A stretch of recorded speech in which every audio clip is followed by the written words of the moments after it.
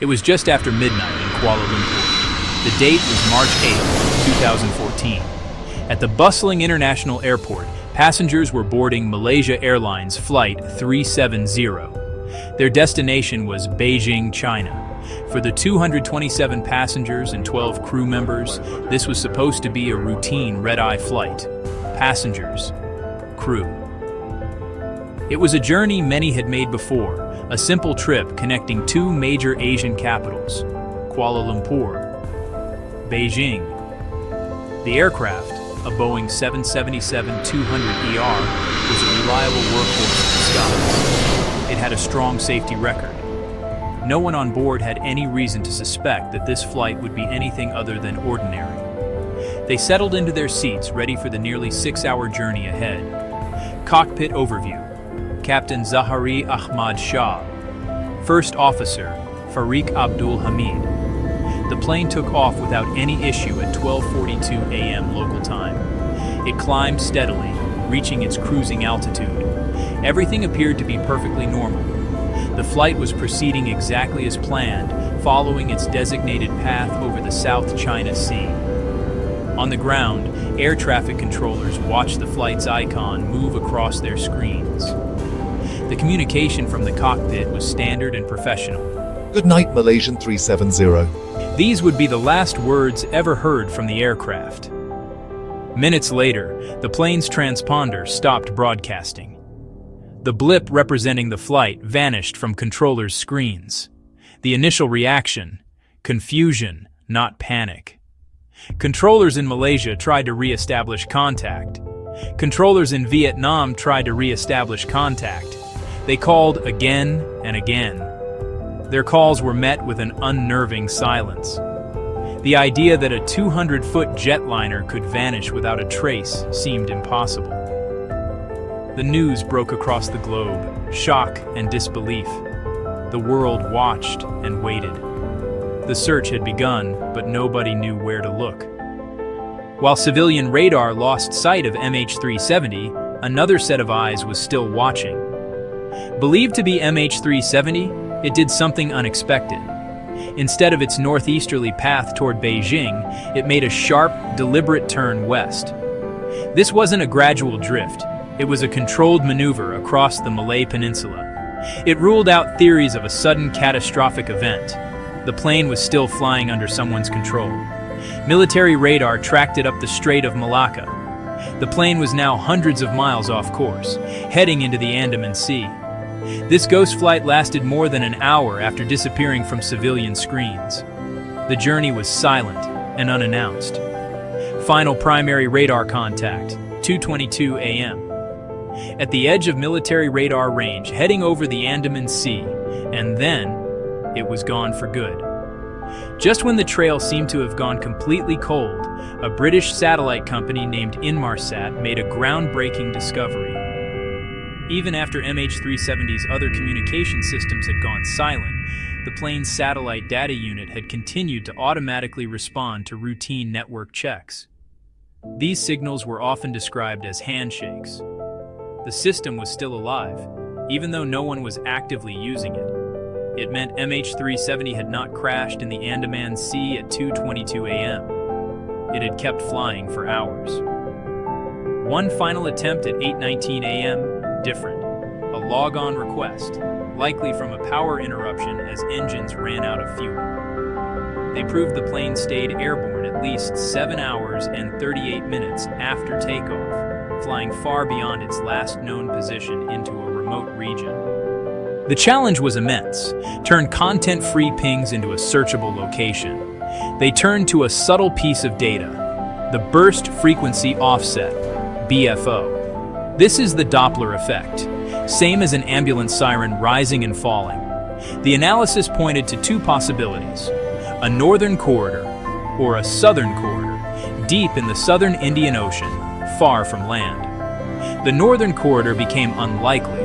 Crossing those airspaces undetected was improbable. That left the southern corridor as the only viable option. They used the timing of the signals to calculate the distance between the satellite and the aircraft. Plotting those circles for each hourly handshake produced a series of concentric arcs. The final and most critical of those arcs was the seventh arc. This final ping therefore marked the most probable area where the flight ended. The search now had a defined, albeit enormous, boundary. It was the edge of the possible, the line where the ghost flight likely came to an end. However, the data had severe limitations.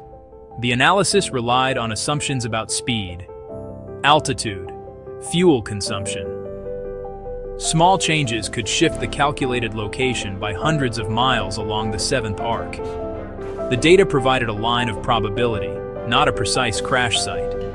The data gave no clues about what happened inside the cockpit.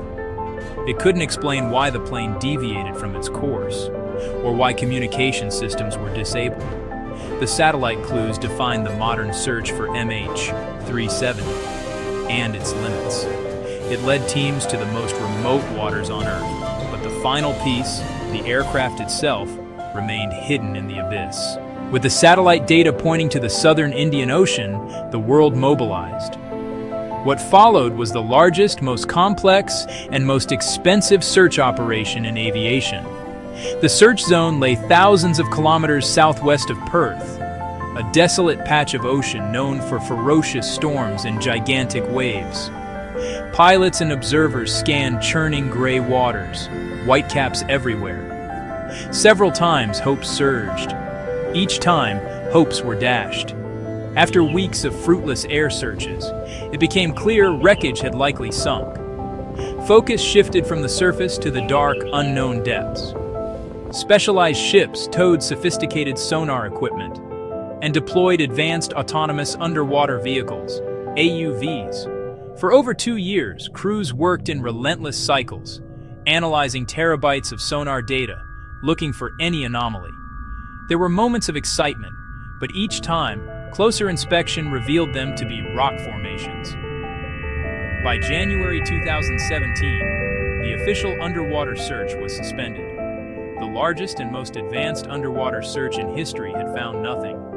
While the high-tech underwater search was yielding nothing, a different kind of clue began to emerge. A man cleaning a beach on Reunion Island stumbled upon a large piece of debris. Aviation experts quickly identified it as a flaperon. The serial numbers on the part were traced, and the confirmation came.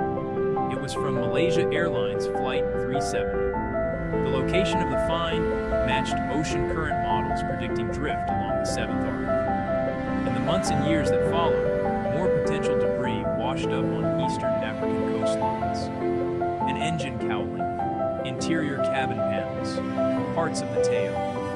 Each discovery was a small, poignant piece of the puzzle. Physical reminders of the 239 people who vanished. But these pieces offered few clues about why it happened. The debris proved the plane was lost, but couldn't tell the story of its final home. One of the earliest and most debated theories revolves around a catastrophic mechanical failure. A fire in the electronics bay, for example, could have knocked out these systems. In this scenario, the plane's subsequent turn to the west might have been a deliberate attempt by a still-conscious pilot to divert before being overcome. However, there is significant evidence that contradicts this theory. The disabling of the communication systems was not simultaneous. This sequence suggests a deliberate action. This leads to the most unsettling and widely debated set of theories, all centered on a deliberate act by a human being. Investigators found that the captain had a home flight simulator and that a route closely matching the final flight path had been deleted from it. While this discovery is highly suspicious, it is not conclusive proof of guilt. His family and many colleagues have vehemently defended him. The human element remains at the heart of the MH370 mystery. The evidence of deliberate action seems strong. For the families of the 239 people on board, the past decade has been an agonizing limbo, a grief suspended in time. It served as a stark and humbling wake-up call for the entire aviation industry, striving to ensure that no plane can ever again perform such a vanishing act. It is a modern mystery that resists easy explanation, a puzzle with too many missing pieces. The empty expanse of the southern Indian Ocean holds the final chapter of this story, preserving the truth of what happened in those final, silent hours. Until the day the wreckage is found, if it ever is, the fate of the 239 souls on board will remain suspended between fact and speculation, a heartbreaking question mark in the annals of aviation history.